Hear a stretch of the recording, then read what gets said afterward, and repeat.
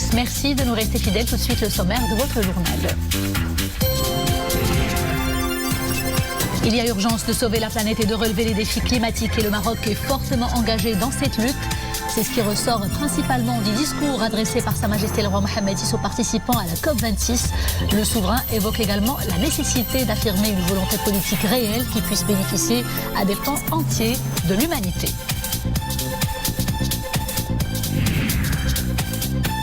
Environnement, toujours lutter contre les changements climatiques, c'est aussi s'adapter dans les zones arides. Nous vous raconterons l'histoire d'un arbre dont les graines ont entrepris le voyage entre l'Asie et l'Afrique. Le moringa, un arbre répandu en Inde, il est désormais planté à Rachidia. Derrière cela, un agriculteur qui a la fibre verte. Sararès, ou quand la passion tient à plusieurs fils, cette championne nationale de la pêche à la ligne a réussi ses premières prises grâce à son père. Désormais, elle transmet à son tour les secrets de l'activité à plusieurs amateurs. Nous allons suivre son portrait. Bonsoir, direction d'abord Glasgow, la capitale écossaise où se poursuivent les travaux de la COP26. Hier, et dans un discours adressé à cette 26e conférence des parties de la Convention cadre de l'ONU sur les changements climatiques, Sa Majesté le roi Mohammed VI a souligné l'urgence d'une volonté politique réelle en s'engageant plus équitablement en faveur des pans entiers de l'humanité, contraints de subir les effets d'un ordre économique mondial qui ne leur profite pas dans de justes proportions. Les grandes lignes du discours royal dont lecture a été donnée par le chef du gouvernement, Aziz Arnouch. C'est tout de suite en compagnie de Mohamed Aïtchkar. Merci. يسعدني أن أتناول الكلمة أمام جمعكم الموقع باسم صاحب الجلالة الملك محمد السادس حفظه الله. D'emblée, le discours royal explicite le pourquoi de l'urgence d'une volonté politique réelle. فمع تواتر تقارير خبراء المناخ. Dans la suite logique des rapports successifs sur le climat, une évidence s'impose désormais à tous. Les scénarios les plus sombres brossent la réalité amère d'une humanité appelée à choisir entre la tentation périlleuse de s'abandonner à un laisser-aller autodestructeur et la volonté sincère et déterminée d'engager sans délai des dispositions pratiques et propres à induire un véritable changement du paradigme actuel qui s'est révélé inefficace. Le discours royal dont lecture a été donné par le chef du gouvernement précise ensuite que plusieurs pays à qui incombe la responsabilité historique et morale de l'état actuel de dégradation de l'environnement ont réussi à l'occasion de la crise sanitaire à mobiliser des ressources financières considérables et ont également montré que la réduction des activités nuisibles au climat et à l'environnement était tout à fait possible sans conséquences insoutenables. Évoquant les dommages climatiques infligés au continent africain, Sa Majesté le roi Mohammed VI explique que les faibles financements et l'appui technologique insuffisant qui sont dévolus à l'Afrique illustrent de la manière la plus flagrante la défaillance du système international en place. Sa Majesté le roi formule le souhait de voir cette session de la COP26 promouvoir au niveau mondial une intelligence collective qui ouvre la voie à l'avènement d'une société humaine pérenne, solidaire et propice aux principes de justice et d'équité, aux valeurs du vivre ensemble. Le Maroc donne l'exemple.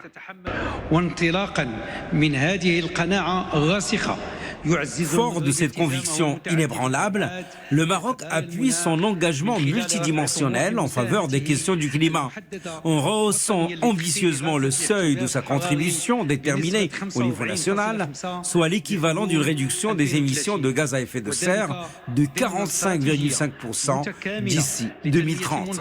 Et ce dessin s'inscrit dans le cadre d'une stratégie intégrée de développement bas carbone à l'horizon 2050, visant le passage à une économie verte qui soit en accord avec les objectifs de durabilité, de renforcement de la résilience, d'adaptation et de protection de l'environnement sur lesquels repose le nouveau modèle de développement du royaume.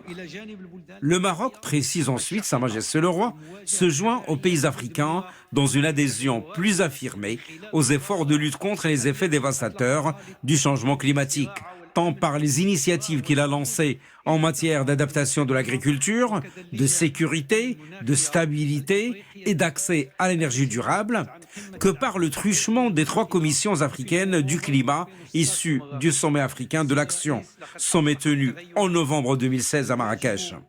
Pour Sa Majesté le Roi, les changements qui doivent être opérés pour enrayer l'aggravation de la crise climatique sont désormais clairement identifiés. La communauté internationale doit cesser de tergiverser et s'attacher plutôt à progresser vers la mise en œuvre de solutions concrètes selon un calendrier bien défini. Bref, Sa Majesté le Roi Mohammed VI appelle à un éveil de la conscience mondiale et à un engagement collectif responsable permettant de faire face au changement climatique pour assurer un avenir meilleur à toute l'humanité. Thank you, Your Excellency. Et nous avons avec nous en direct depuis la capitale écossaise, Madame Leila Ben Ali, ministre de la Transition énergétique et du Développement durable. Madame la ministre, bonsoir. Le discours royal adressé à la COP26 explique notamment les actions et les programmes lancés par le Royaume du Maroc, tant au niveau de l'énergie que de l'agriculture et de l'eau. Où en est le Maroc dans ses objectifs de tendre vers la neutralité carbone, Madame la ministre? Oui, bonsoir chère madame, merci de nous avoir invités en pleine COP. En fait, pour parler de neutralité carbone, je ne pense pas qu'on puisse se passer de parler de 2 concepts principaux. D'abord la décarbonation, qui est chère à notre industrie, mais également la captation et les puits de carbone. Et c'est désormais, je pense, un enjeu de taille sur le plan économique et surtout lorsque nous sommes dans ce contexte de relance post-Covid. Donc, comme vous le savez, le Maroc a élaboré sa stratégie bas carbone à long terme, mais vraiment pour se conformer à l'esprit de l'accord de Paris. Mais nous faisons ça dans un cadre de choc de compétitivité et mon principal objectif est de réduire la facture énergétique. Donc cette stratégie qui avait été développée en tenant compte également des orientations du nouveau modèle de développement à l'horizon 2035 cible 7 secteurs clés de l'économie marocaine. Vous avez donc bien sûr la production d'électricité, le transport, l'agriculture, mais également l'industrie, le bâtiment, les déchets et le secteur forestier. Donc, si vous voulez, la stratégie bas carbone table sur un fort développement des énergies renouvelables, mais également une électrification des usages dans l'industrie, le bâtiment et le transport. Et on veut aussi développer les écosystèmes forestiers, les puits de carbone pour pouvoir mitiger et adapter en même temps.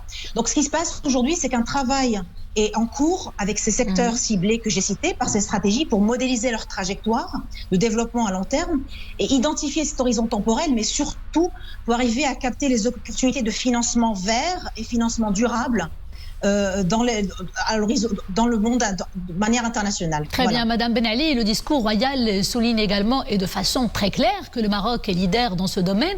Quelles sont les actions que mène et que mènera votre département en termes de transition énergétique et de développement durable à long et à moyen terme?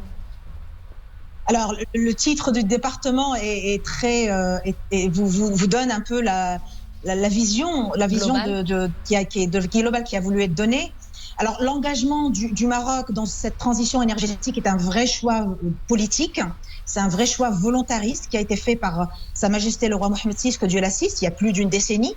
C'est fondé, comme vous le savez, principalement sur les énergies renouvelables, sur l'efficacité énergétique, mais également sur le renforcement de l'intégration régionale.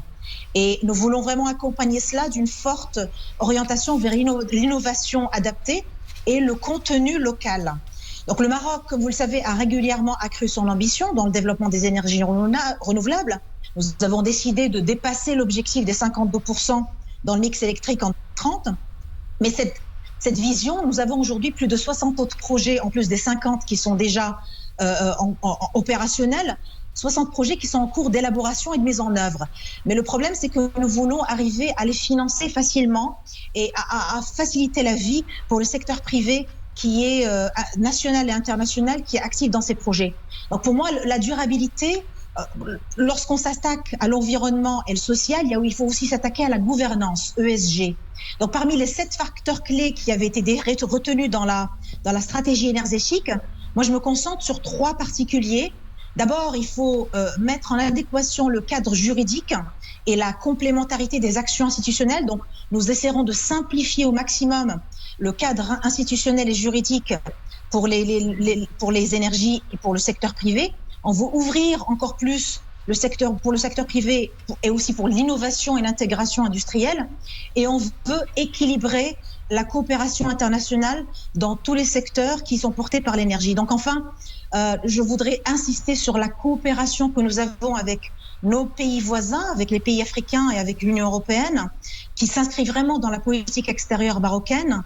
Et nous voulons jouer un rôle actif pour renforcer nos interconnexions électriques et gazières pour renforcer cette transition énergétique et ce développement durable auquel nous aspirons. Voilà. Madame Leïla Ben Ali, ministre de la Transition énergétique et du Développement durable, merci beaucoup pour ces précisions depuis la capitale écossaise. Dossier du Sahara marocain, le Salvador a exprimé à New York son soutien aux efforts du Maroc visant à trouver une solution politique réaliste, pragmatique et durable dans le plein respect de l'intégrité et de la souveraineté du Royaume. Intervenant devant les membres de la 4e commission de l'Assemblée générale de l'ONU, le représentant du Salvador a indiqué que son pays considère l'initiative d'autonomie présentée par le Maroc en 2007 comme solution viable aux différends régionaux autour du Sahara marocain. Plusieurs autres pays ont témoigné leur soutien au Maroc, dont la Guinée équatoriale.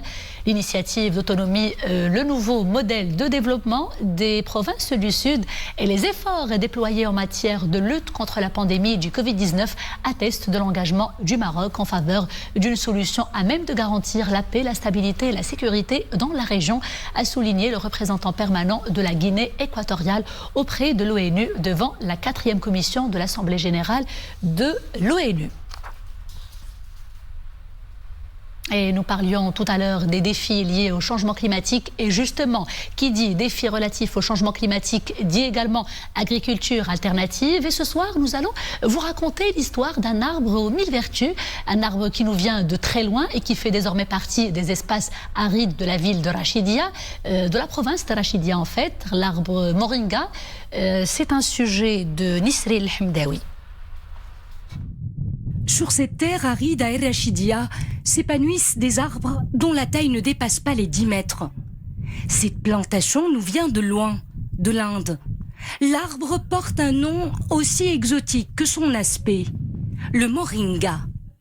Derrière son introduction au Maroc, l'homme en blouse blanche, Mohamed Ben Barad.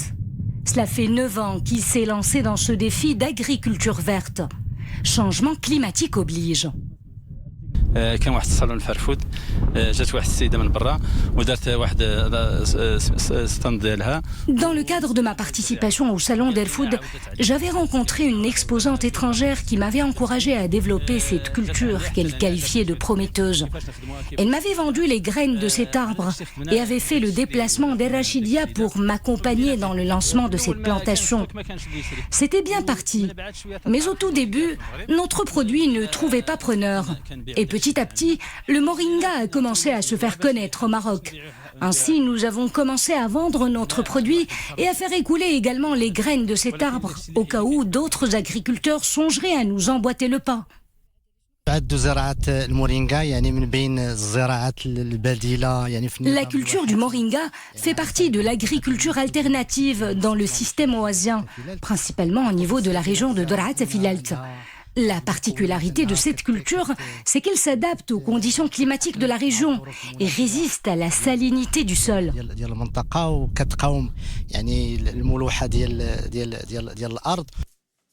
Aujourd'hui, l'initiateur de ce projet agricole récolte le fruit de son labeur. Les jeunes feuilles de l'arbre sont valorisées. Elles servent à faire de bienfaisantes infusions. Elles sont aussi comestibles, cuites comme les épinards. Aussi, les graines de cette surprenante plantation contiennent-elles 40% d'huile aux multiples vertus. Nous extrayons l'huile de moringa de ces graines. Elles sont broyées à l'aide d'une machine. 1 kilo nous donne 100 centilitres d'huile de moringa. La demande est telle qu'on n'arrive pas à la satisfaire en entier.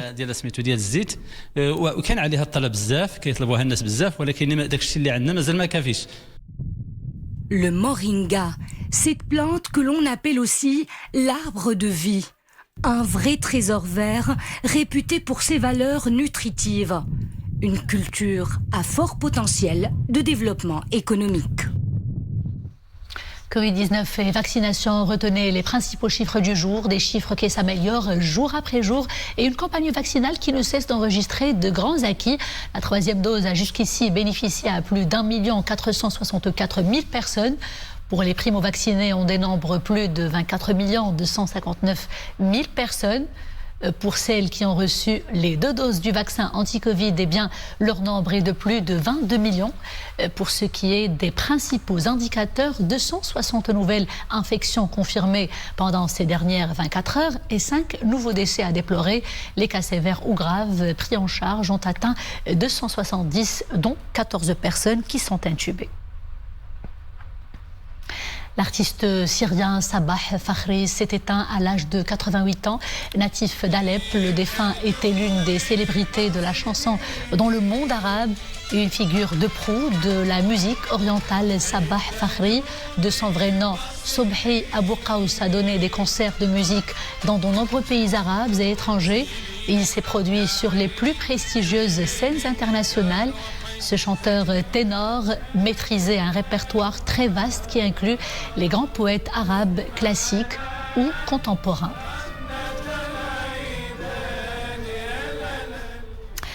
Elle est mordue de pêche et d'eau fraîche. Elle a le goût des choses bien faites et le don de la patience surtout. Elle, c'est Sarah Riss, plus qu'une passionnée, une championne qui se distingue avec brio. L'amour de la pêche sportive, elle l'a nourrie il y a très longtemps grâce à son père. Une passion qu'elle transmet à son tour désormais à ceux qui veulent aiguiser leur talent en la matière. Son portrait est signé Nordin Saber, Nisrine Benranem, Esma Etazi et Oumaima Ramli.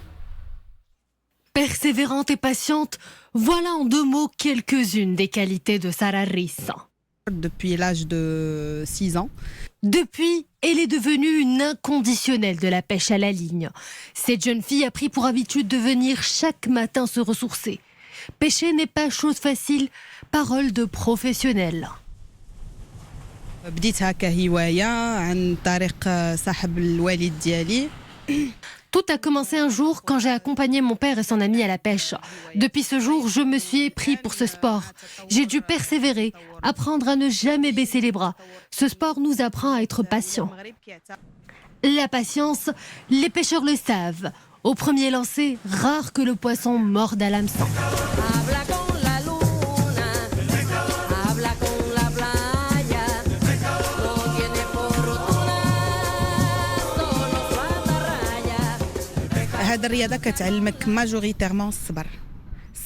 La pêche nous forge, elle nous apprend à être patients, mais surtout à nous maîtriser. Des vertus que Sarah Riss a appris très tôt.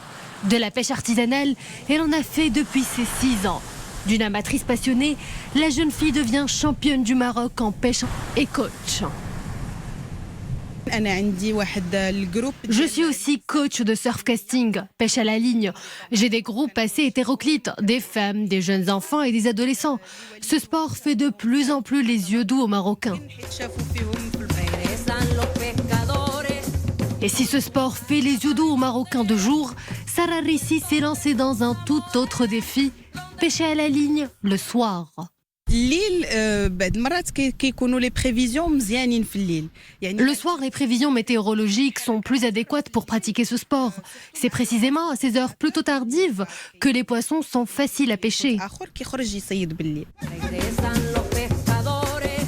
Sarah Riss, un petit bout de femme déterminée à dompter les poissons et les préjugés.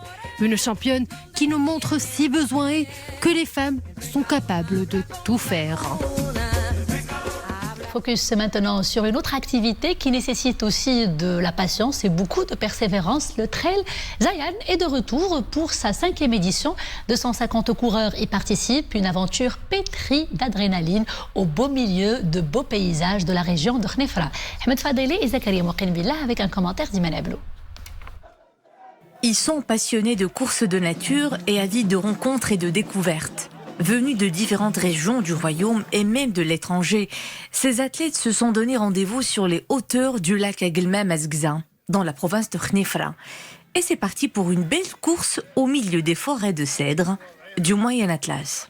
C'est la première fois qu'on vient à Khénifra faire le trail Zayan qu'on a aujourd'hui adoré. Courir au milieu des grands arbres de la région, c'est tout à fait magnifique. J'encourage les gens et je conseille les gens de pratiquer le sport, les trails surtout, les courses de nature, quitte à faire une randonnée là pour respirer. C'est vrai que ça fait 2 ans qu'on a arrêté les activités sportives à cause du Covid, mais il n'est jamais trop tard. 3 parcours de course de 9, 15 et 42 km en plaine, forêt et montagne. Conjoncture oblige, cette 5e édition du Trail Zayan est organisée dans le strict respect des mesures préventives. Je viens de passer le Covid. Heureusement qu'avant, j'avais fait mes 2 doses de Covid. Là, j'attends juste un tout petit peu pour faire la 3e dose. Et heureusement, ça s'est passé super bien. À travers l'organisation de cet événement, nous voulons faire connaître les atouts naturels de Khénifra. Nous espérons drainer de plus en plus de participants pour les prochaines éditions.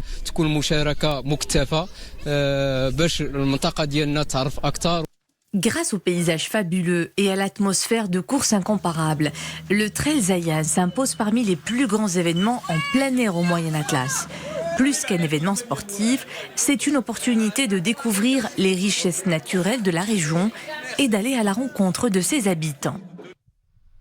Et oui, de quoi joindre l'utile à l'agréable. C'est la fin de ce journal. Merci d'avoir été des nôtres. Je vous dis à demain, toujours avec grand plaisir. D'ici là, portez-vous bien.